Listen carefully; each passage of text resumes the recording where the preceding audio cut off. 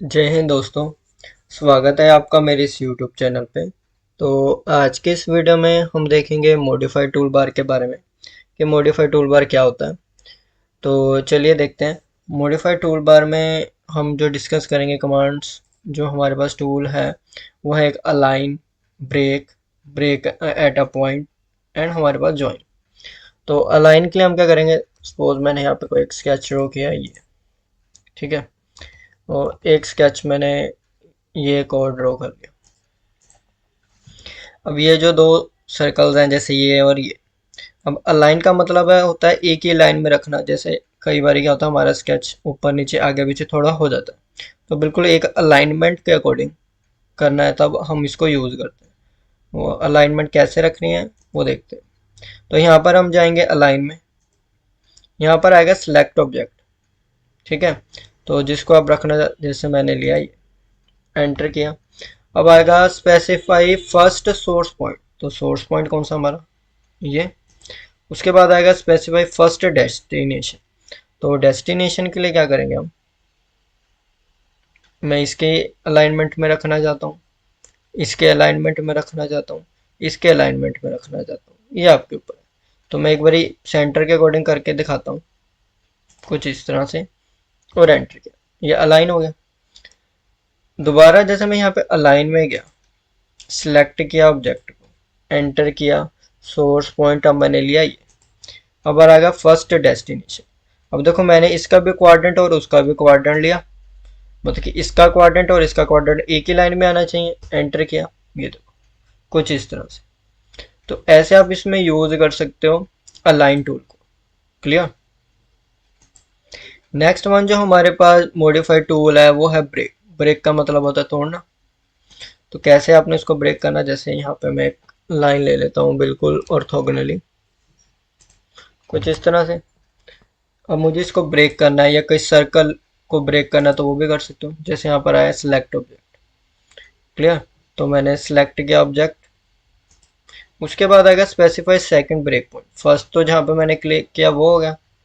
अब जिस भी डायरेक्शन में करोगे, जैसे मैं यहाँ पर लेफ्ट साइड में जा रहा हूँ तो लेफ्ट साइड को हो जाएगा ब्रेक, राइट में जा रहा हूँ तो उतना सेगमेंट राइट में हो जाएगा। तो जैसे मैं राइट पे करता हूँ तो कुछ इस तरह से हो गया।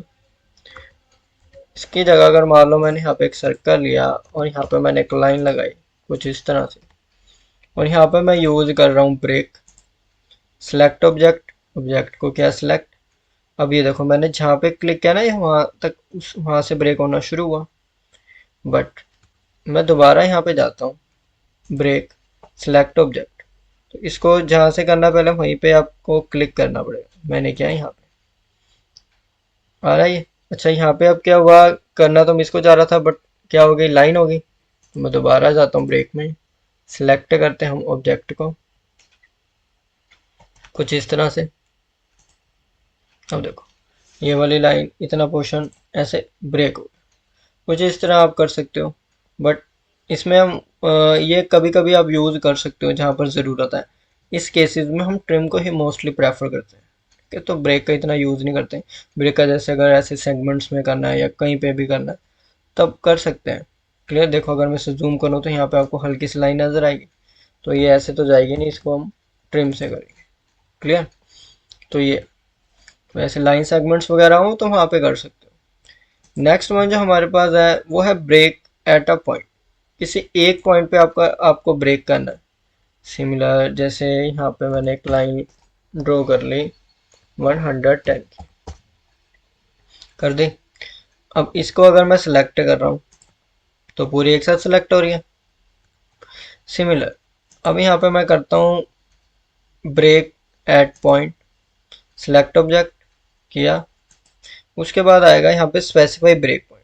अब ब्रेक पॉइंट कहाँ पे लेना चाहता हूँ, यहाँ लेना चाहता हूँ, यहाँ लेना चाहता हूँ। सपोज मैं मिड पे लेना चाहता हूँ, मैंने मिड पे किया क्लिक। अब ये वाली लाइन क्या होगी, आपकी ब्रेक होगी एक पॉइंट पे। वो कैसे पता चलेगा, अगर मैं इसको सिलेक्ट करूँ, देखो सिर्फ इतना पोर्शन ही सिलेक्ट हो रहा है, और अगर मैं सिंपल इसके ऊपर भी करूँ तब भी मुझे यही नजर आएगा।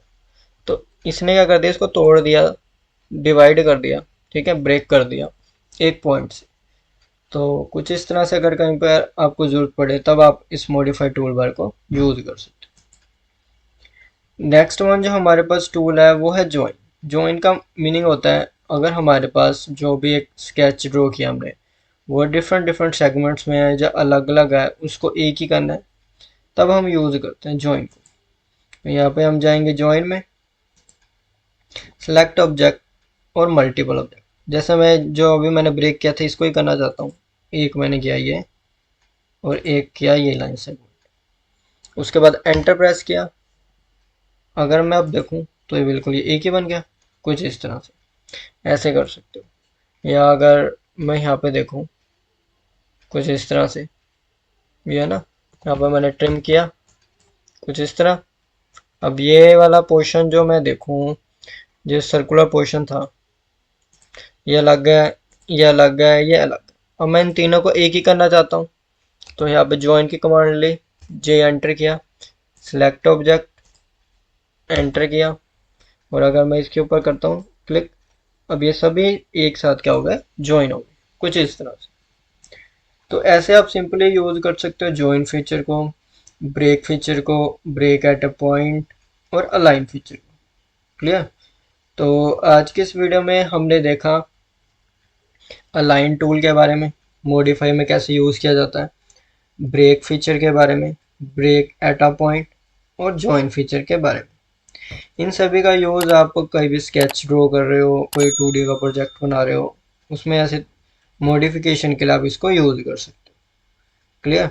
तो आज के वीडियो में बस इतना ही। Thank you.